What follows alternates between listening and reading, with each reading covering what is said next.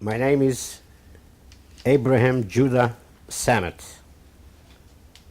I was born in Debrecen, Hungary in 1938, February the 5th, into a ultra-Orthodox Jewish family. We were prosperous. We had a knitting factory. My mother was the businesswoman, my father was the designer. My parents just made a big order of machinery, new machinery from Germany, that arrived in our factory that probably doubled or tripled the size 2 weeks before the Nazis took us. As was typical in Hungary and maybe in Europe, the big meal of the day was lunch. Lunchtime, the whole family would get together and we would have lunch. We had 3 maids. One was a cook, one took care of the house, and one took care of us. We were 4 little children. One day, lunchtime, we heard the goose steps. So we knew that the Nazis were coming.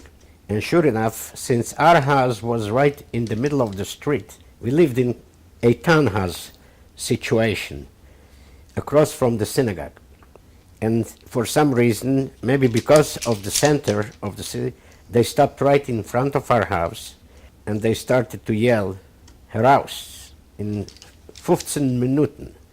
Get out in 15 minutes, take with you only a small suitcase with all your valuables and the papers that you may have."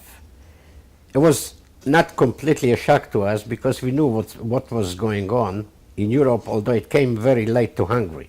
Somehow the Hungarians and the Germans were allied for a while. As a matter of fact, a few weeks before this happened, my mother was in the factory to see this woman who was the daughter of the chief of staff of the Hungarian army. And those days, people like him were titled. They had a title like a count or a prince, and they were very, very high society people. And she befriended my mother. She was a very good client. And she told my mother that the night before they had a big party, and everybody who's anybody in the government or in society was there, so including the German ambassador and the head of the Gestapo, and they were discussing the Jewish problem. And she said, in a way, they had a point. What's the point? Too many Jews in Hungary. Why are there too many Jews in Hungary? My mother asked her. She said, well, there are 10 million Hungarians, and you have about 1 million Jews. That's too many Jews. But you are my best friend. You don't have to worry. I'll take care of you. And my mother looked at her, and she said, the problem is you don't have enough Jews in Hungary. So what do you mean? I said, well, every Hungarian has a Jew best friend. Do the math. You should have 10 million Jews, and everything would be fine. But that was my mother. My mother is the one who ended up saving us. Before I'm getting back to the story, she was 4'10", but she was a lion. She was so strong. And she did have a quality that really helped us to be saved, and that was that she spoke fluent German. She could read and write. She attended a Hungarian high school, which was very unusual for the daughter of an Orthodox Jew. She wanted to go to university, and my grandfather told her, no way, he's already getting all kinds of hell in the synagogue for letting her go to the high school. So when the Germans came, she became the interpreter. And they marched us, after everybody on the street assembled, and the rest of the Jews through Debrecen and the surrounding area, they marched us to the railroad. There was no train going out, so we Were there for several days, maybe even a few weeks. I remember the march itself was rainy, it was a little chilly, and the Germans, the Gestapo, were still a little careful because it was in Hungary, and there were farmers on the way, and they did not want to show their true face, but they already started to shoot people. If you couldn't walk fast enough, if you were sick, they shot you. At the railroad, they needed somebody to cook. So my mother volunteered to cook for a few thousand people. What did she cook? Soup. What did she cook in it? In a bathtub. In a big bathtub. And she cooked about 4 or 5 bathtubs a day. So she was pretty busy. Besides us, she was also busy cooking for everybody else. Where did the food come from? Some of it was provided by the Germans. Some of it local farmers in the surrounding area brought some vegetables, so they threw everything into the water and they made the soup. We had an aunt with us there who had 6 children. She actually had 7 children, but her husband and her oldest son, who was already 16 years old, were taken to labor camp. Then one day the Germans came and they said that they are going to have 2 transports. They are going to take us to the east someplace, resettle us in a much nicer place, better conditions than we are having in Hungary. My aunt and her 6 children decided to go on the first transport. My mother begged her not to go. She said, you know where they're taking us. They're going to kill us. The aunt said, oh no, they're going to take us to the east.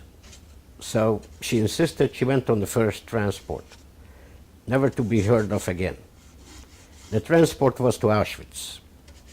The second transport came a few days later, and my mother was standing next to the captain, the German officer.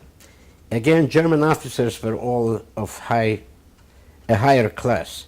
The Gestapo were of a lower class. So he was standing there, and the sergeant, the Gestapo with his black uniform, was standing next to him.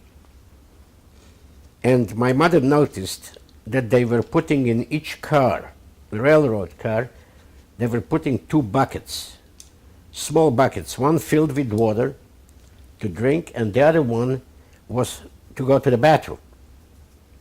And she knew that the train is going to take several days, maybe a week or more to get to wherever they were going to take us.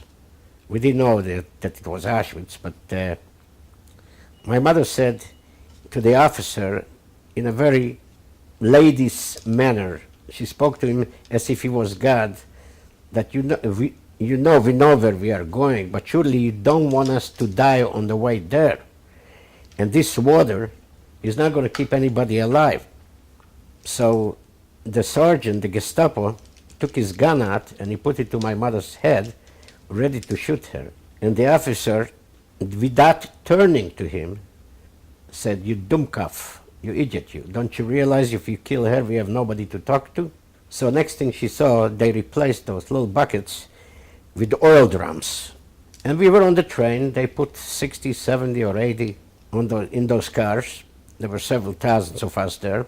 And we traveled in Czechoslovakia. The Czech partisans blew up the rails. So they took us back to Austria. We couldn't proceed. We were on our way to Auschwitz. We couldn't proceed, so they took us to Austria. In Austria, they divided us, and we ended up in a labor camp that was a lumber yard. It was owned by an Austrian Nazi. He had a big swastika on his chest, emblazoned on his chest, like a big tattoo all over his chest. We were not the only ones there.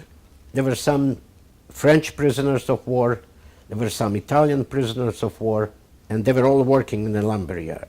My mother, who knew everything but kneading, somehow managed to sneak out in the evening to the local small town there, and she made a deal with some person there that she's going to knit clothes for their babies in exchange for a little milk, a little bread, and a little cheese.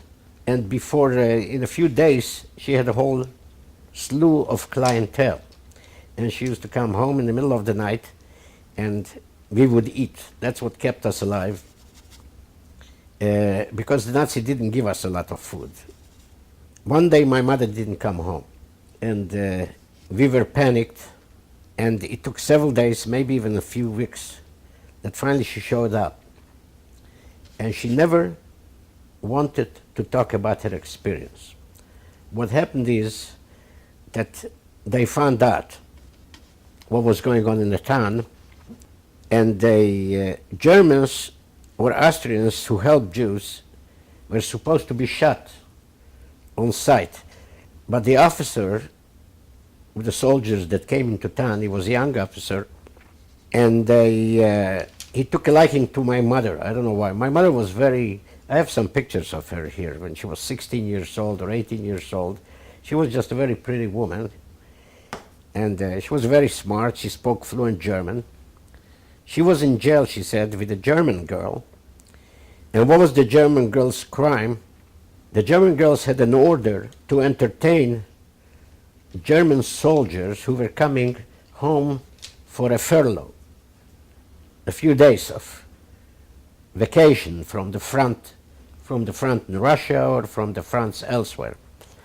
And it was the duty of a French girl to entertain them. Her they hung. She died. My mother somehow got out. The officer ended up in the Russian front, which was also pretty much a death sentence at the time. But she never told us why she survived. We don't know. I guess it's a secret that died with her. A few weeks spending there in that labor camp, they came for us.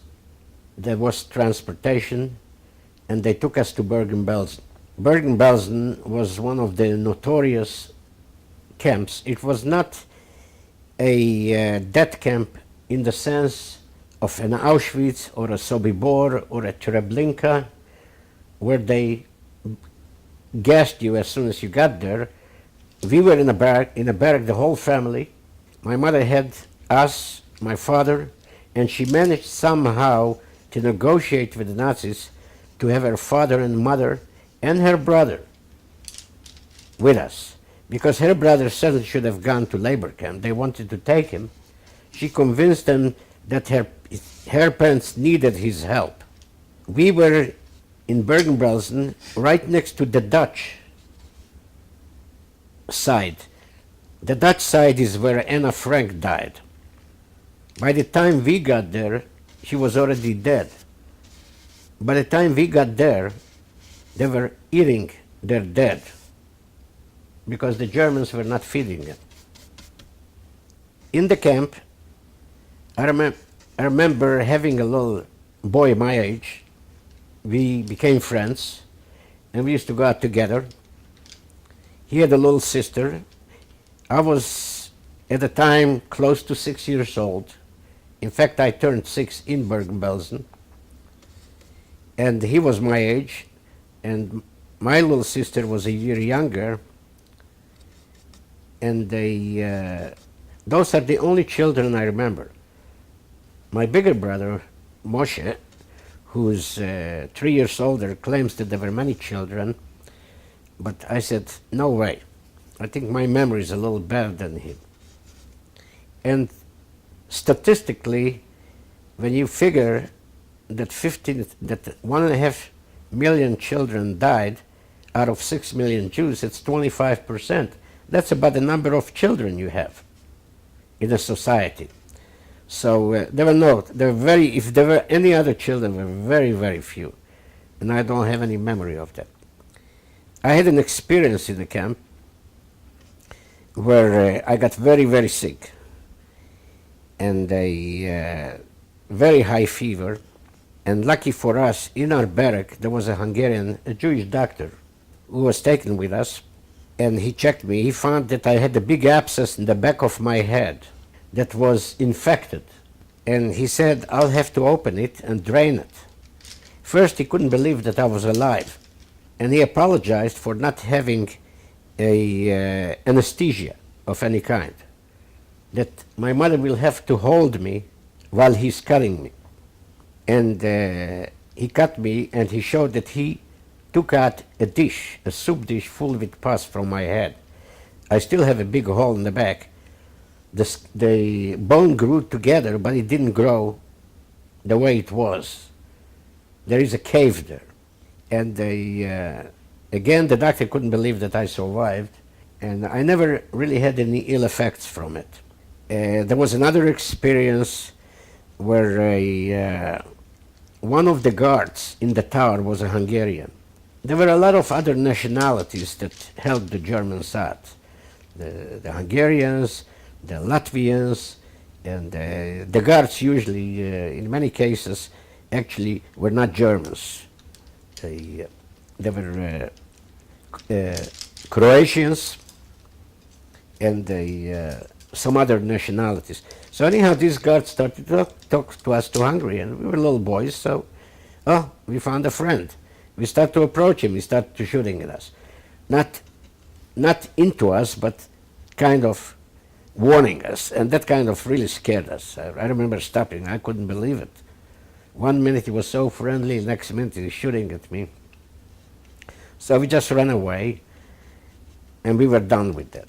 In the camp itself, my mother got into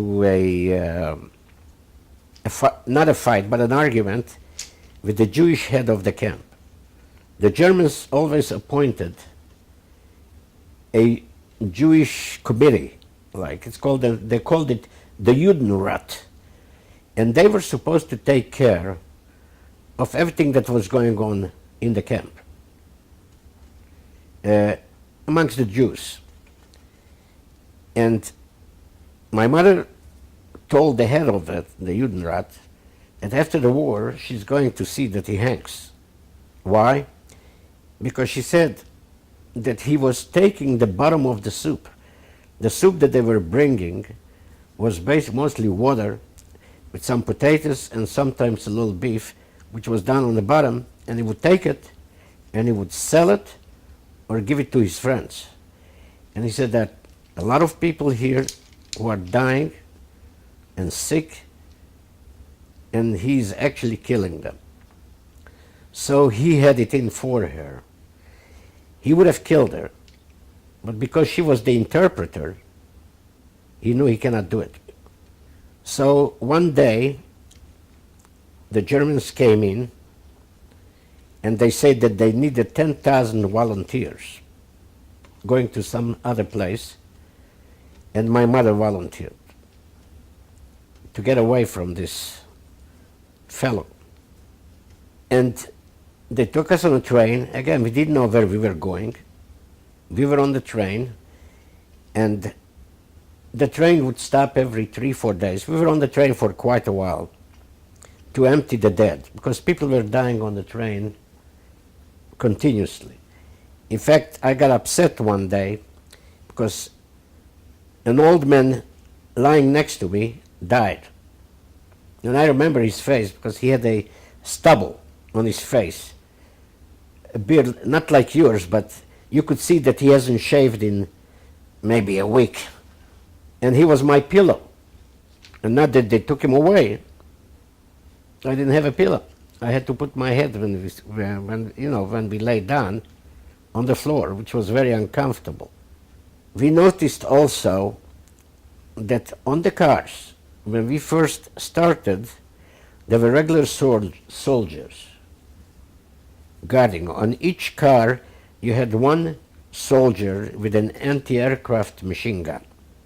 After a few days, or maybe a week or so, we noticed that they were becoming younger and younger, that they were actually parts of the Hitler Jugend.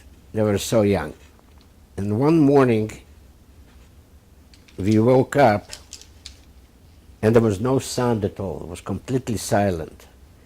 We were inside. The train was actually stopped. We were inside the forest. There was wood on both sides, and we didn't know what was going on. And all of a sudden we heard a rumbling. We didn't know what it was. We thought, according to my father and my mother, that maybe the American Air Force is going to come with planes and think that we are a German military train, and they are going to bomb us. And that didn't happen, but all of a sudden the rumbling came closer, and sure enough, from in between the trees came this tank. And we thought, oh, that's the end. But then when the tank didn't shoot at us, and the tank opened, the first one to come out of the tank, my father yelled. My father was studying English. My father knew what was coming before the Germans picked us up, so he bought tickets to the United States. And actually, the Germans picked us up 4 days before we were supposed to leave. And he did it after an incident he had when he left the factory in the evening. He came home, and it was winter, and he didn't have his coat on. He has the white shirt on, it was all full with blood. So he says on the way home he was attacked by a gang of fellows, of Hungarians, and they were beating him, trying to beat him to death. So somehow he managed to sneak out of his coat and run home. What bothered him more than anything else is that one of those men worked for him in the factory. And he said that's what gave him the notion, if somebody who works for you is willing to kill you, it's time to go. Of course, we never made it to America. So anyhow, the train was silent. The first one to come out, my father yelled an American, and sure enough, this tank was filled with candy, just gave everybody candy bars, and they took us to the town nearby where we were supposed to actually go. We were 45 minutes from this town. I thought the name was Hillersleben, but somebody told me it's a different name. It was among the widest points on the Rhine. There was a huge bridge there that was bombed out. There was no bridge. So they were just going to shove the entire train into the Rhine. Because that was towards the end of the war, and they tried in any way they could to kill as many Jews as possible. The witnesses. They didn't want any witnesses. We were there for a while. My father and his brother, that's where he met his brother. He used to go out every day scavenging for food. And the Germans, since it was the end of the war and since they were defeated, they dared not say no. So they picked up a couple bicycles so they could go back and forth, and my father became ill. We didn't know at the time yet, but within a few days he was dead. He had typhus. Now typhus was rampant after the war, and there was talk about that it was induced by the Germans. Now is it true or not, I don't know, because typhus kills anybody, Germans too. So he died. My grandfather had typhus too. He survived. I think you would call it typhus. And shortly after that, I remember my mother telling my older brother that, now you are the father of the family. He was 9 years old at the time. A few days later, the Joint Distribution, it's a Jewish organization, international, picked us up, since we were actually the first Jewish children saved by the Americans. And they took us to Paris. And they put us in the Grand Hotel. And I remember that hotel. It was because that was the first time I've ever seen an elevator. In those old hotels, the elevators had seats in them where you could sit. So we were hiding under the seats. because the conductor of the elevator wanted to throw us out of the elevator all the time. There also they took pictures of us, of my brothers and I, and they took a picture of myself, and we were in the headlines of all the major newspapers in France, Le Monde, Le Figaro, and I don't remember the other papers, but they showed us all those papers. In fact, I have the picture here of myself. That they took my picture by myself because they could see on me starvation. I had my head was very big and my stomach was very big, and the rest of the body was nothing. So I guess that's why they took pictures of us. We were, after a few days, they took us to a pension in Orly, France. We were there for a while, and a few weeks there, and by the way, in a very short time I spoke fluent French, one of the languages that I forgot, unfortunately. From there they took us to Marseille, and we were there in a holding camp till they found transportation for us to Israel. My mother had a choice of going to the United States, because we had family here. The Hungarian government asked her to come back to Hungary to reactivate the factory. The Russians came, the communists came. They were looking for anybody with any skills, because the communist countries, Russia, the Soviet Union, they didn't have anything. They were looking for people like that, and they offered her. She said, no more, I'm going to Israel. So she took us to Israel. Of course, she couldn't take care of us by herself, so she put us in a very, well, my grandfather was alive and he was very Orthodox. They put us in a very Orthodox institution, what they call a seminary. My mother was very unhappy about it. She did not want us to be this isolated. She wanted us to be more modern. So she fought with her father, and finally she won, and she put us in a modern Orthodox institution. And basically, we were there. That's where I grew up till I was 14 years old. And I became, because of my experiences in the camps and in the war, I became very protective of my family. You got me, pretty good. That's what I look like.